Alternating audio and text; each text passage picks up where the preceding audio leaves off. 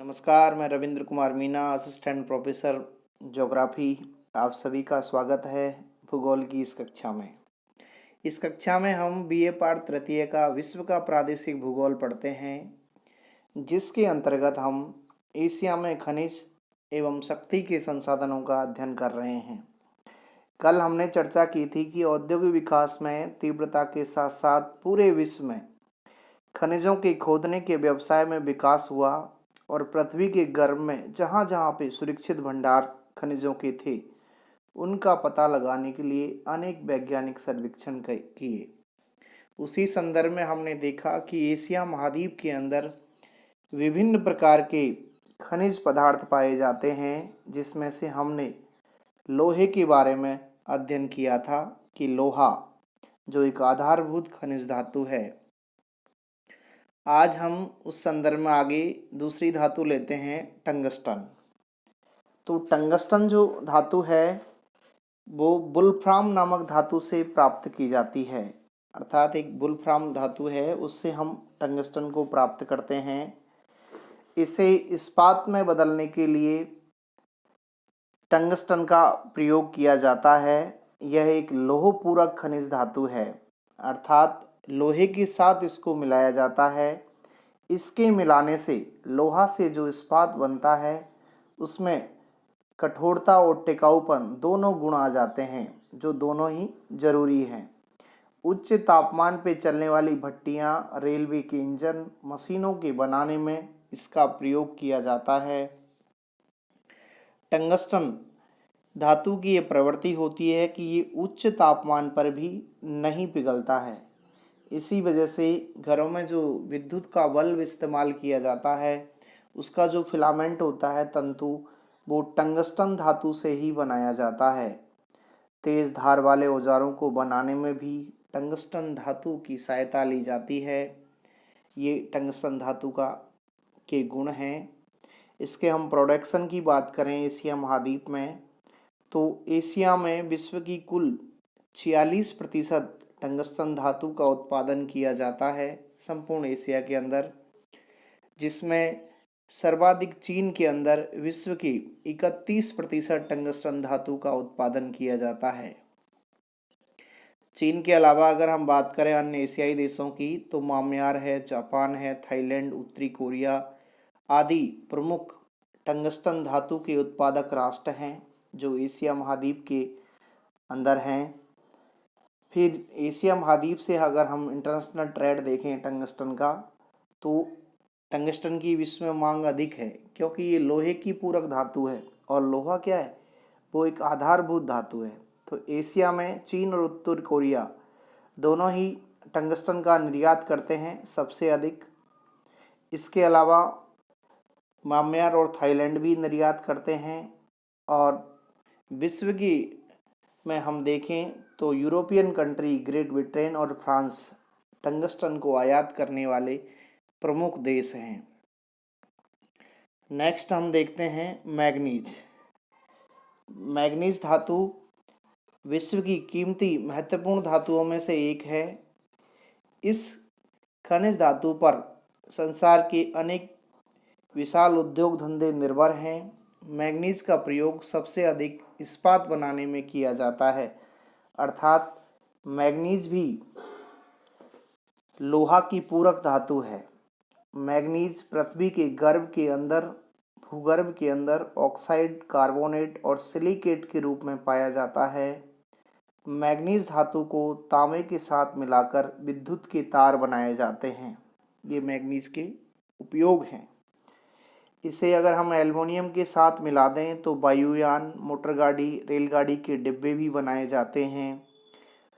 और अन्य उपयोगों में हम मैग्नीज का देखें तो आधुनिक युग में इसका प्रयोग खाद, रंग, कांच और रासायनिक पदार्थों के निर्माण में किया जा रहा है। अब इसका प्रोडक्शन देखें हम, तो एशिया में विश्व का 12% मैग्नीज उत्पन्न होता है और एशिया में सर्वाधिक मैग्नीज उत्पन्न करने वाली कंट्री भारत है, अर्थात हमारा देश एशिया महाद्वीप में सबसे अधिक मैग्नीज का उत्पादन करता है। भारत की प्रमुख मैग्नीज उत्पादक राज्य हैं मध्य प्रदेश, छत्तीसगढ़, महाराष्ट्र और उड़ीसा। देखो बच्चों, सबके पास एटलस होना चाहिए ताकि जब भी कोई नई लोकेशन आए आप अपने एटलस पे उसे देख लो। इससे क्या है, वो चीज़ स्थायी हो जाती है। अगर हम दूसरी कंट्री देखें एशिया में तो चीन है।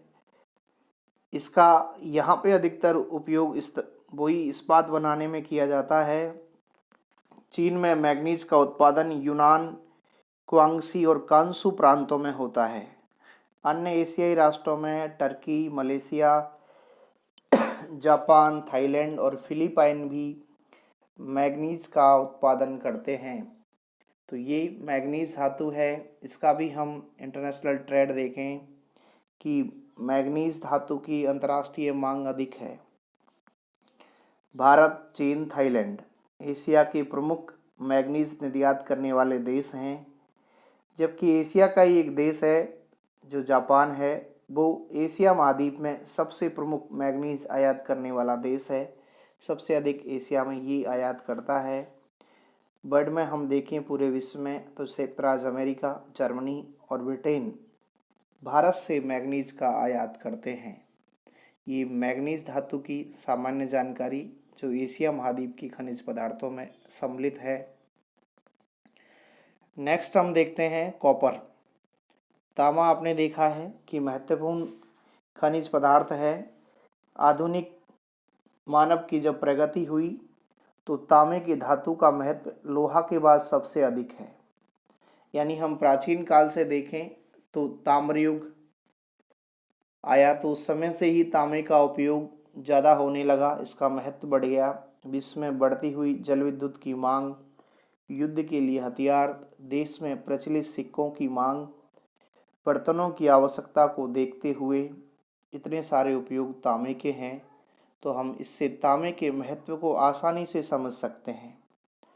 विश्व में बढ़ती हुई बिजली के तारों की मांग ने तो तांबे के महत्व को और भी अधिक बढ़ा दिया है, क्योंकि ऊर्जा की मांग जैसे जैसे बढ़ रही है और ऊर्जा में हम देखें तो बिजली के तारों में तांबे का इस्तेमाल बहुत होता है। तो उस वजह से तांबे का महत्व और भी बढ़ गया है।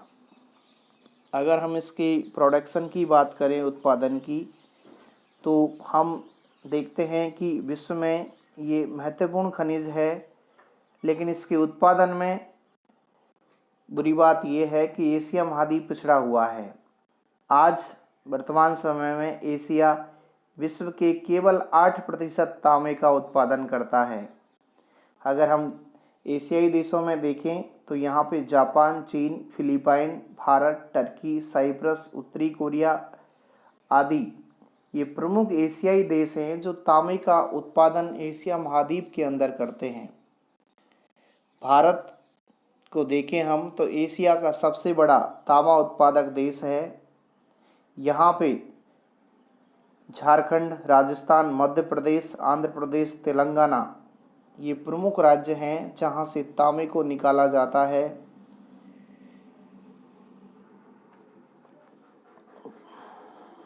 फिर इसका अंतर्राष्ट्रीय ट्रेड देखें तो अंतर्राष्ट्रीय व्यापार में तांबे का महत्व है। विश्व में विकसित देशों की तांबे की आवश्यकता दिन प्रतिदिन बढ़ती जा रही है। अभी हमने चर्चा की थी कि ऊर्जा की ज़रूरतों को पूरा करने के लिए तांबे का इस्तेमाल हो रहा है। तो अगर हम देखें कि एशिया में तांबा निर्यात करने वाले प्रमुख देश तो वो फिलीपाइन और साइप्रस है। जबकि विश्व में हम देखें तो संयुक्त राज्य अमेरिका तांबे का सबसे अधिक निर्यात करने वाला देश है। पूरे विश्व में अगर सबसे अधिक कोई तांबे का निर्यात करता है तो वो संयुक्त राज्य अमेरिका है। नेक्स्ट हम देखें टिन। टिन एक कोमल खनिज धातु है जिसका प्रयोग बर्तनों पर पॉलिश, डिब्बे, तस्तरी आदि बनाने में करते हैं। जिस कच्ची धातु से टिन प्राप्त किया जाता है, अर्थात टिन मिलता कहाँ से है, तो जिससे मिलता है उसे हम कैसीटराइट कहते हैं। ये मिलता है चट्टानों से और नदी की बालू से निकाला जाता है। कोमल है, धातु है। इसका इस्तेमाल आम ज़रूरतों को पूरा करने में होता है। किसी भी धातु को हम पढ़ते हैं तो उसके गुण पढ़ते हैं कि उसके अंदर क्या क्या वैरायटी है, फिर उसका प्रोडक्शन देखते हैं कि वो एशिया महाद्वीप में कौन कौन सी कंट्री उसका अधिक प्रोडक्शन कर रही है, और फिर उसका अंतर्राष्ट्रीय व्यापार देखते हैं। सभी खनिजों के बारे में ये कॉमन बातें हमें पढ़नी है। तो इसका प्रोडक्शन हम देखें तो एशिया में विश्व में सबसे अधिक टिन का उत्पादन होता है। यहाँ पे विश्व का लगभग 70% टिन का उत्पादन किया जाता है। एशिया में हम देखें तो दक्षिण पूर्वी एशिया टिन उत्पादन का प्रमुख क्षेत्र है, जिसमें मलेशिया है, इंडोनेशिया है, चीन, थाईलैंड, म्यांमार और वियतनाम ये सर्वाधिक टिन उत्पादन करने वाले देश हैं। मलेशिया का जो मलाया प्रायद्वीप है, यहाँ सबसे अधिक एशिया में टिन का उत्पादन होता है, और मलेशिया का ये महत्वपूर्ण खनिज है, अर्थात टिन के उत्पादन में मलेशिया का प्रमुख स्थान है एशिया महाद्वीप में। यहाँ पे ये चट्टानों से और नदी की बालू से प्राप्त किया जाता है। इसके अतिरिक्त एशियाई देश इंडोनेशिया, चीन, थाईलैंड, म्यांमार, वियतनाम हैं। इसका अंतर्राष्ट्रीय ट्रेड देखें हम कि व्यापार की क्या स्थिति है टिन की एशिया महाद्वीप में, तो एशिया में उत्पन्न टिन की अंतर्राष्ट्रीय मांग अधिक है, क्योंकि यहाँ पे उसकी किस्म अच्छी है। तो मलेशिया, इंडोनेशिया, थाईलैंड, म्यांमार ये जो दक्षिण पूर्वी एशियाई देश हैं, एशिया महाद्वीप में ये सर्वाधिक टिन का निर्यात करते हैं। अगर हम विश्व में देखें कि आयात करने वाले प्रमुख देश, तो एक संयुक्त राज्य अमेरिका है, फिर European country Britain, Germany, Belgium, France और इटली ये सर्वाधिक टिन का आयात करने वाले प्रमुख देश हैं। नेक्स्ट हम देखते हैं बॉक्साइट। बॉक्साइट का नाम हमने सुना है कि इससे एल्युमिनियम धातु प्राप्त होती है। इसका प्रयोग एल्युमिनियम जो इंडस्ट्री है उसमें रॉ मटेरियल कच्चे माल की तरह किया जाता है। इसका उपयोग देखें कि कारखानों की जो ईंटों, तेल साफ करने के कारखाने, सीमेंट के कारखानों में इस बॉक्साइट धातु का इस्तेमाल होता है। एशिया महाद्वीप में बॉक्साइट धातु की मांग निरंतर बढ़ती जा रही है। एशिया महाद्वीप बॉक्साइट के उत्पादन में आज भी बहुत पिछड़ा हुआ है। यहाँ विश्व की केवल 6% बॉक्साइट धातु उत्पन्न होती है। अगर हम एशिया में बॉक्साइट का प्रोडक्शन देखें तो चीन, भारत, कजाकिस्तान और इंडोनेशिया यानी सबसे ज़्यादा जो बॉक्साइट है उसका उत्पादन एशिया महाद्वीप में चीन करता है, जो लगभग 21 मिलियन टन के आसपास उसका प्रोडक्शन है। नंबर 2 पे भारत है, फिर कजाकिस्तान है, फिर इंडोनेशिया है। इसके अलावा मलेशिया, म्यांमार और ताइवान अन्य प्रमुख राज्य हैं जहाँ पे देश हैं जहाँ पे बॉक्साइट का उत्पादन किया जाता है। अंतर्राष्ट्रीय ट्रेड देखें हम तो एशिया की मांग की अपेक्षा उत्पादन कम है, क्योंकि अभी देखा हमने कि बहुत कम यहाँ पे प्रोडक्शन हो रहा है। तो यहाँ पे बॉक्साइट का निर्यात तो बिल्कुल ही नहीं है, केवल थोड़ा बहुत है जो इंडोनेशिया, मलेशिया करते हैं। बाकी प्रमुख एशियाई देश जापान प्रमुख देश है जो सबसे ज़्यादा बॉक्साइट का आयात करता है। नेक्स्ट हम देखें एक और धातु सोना।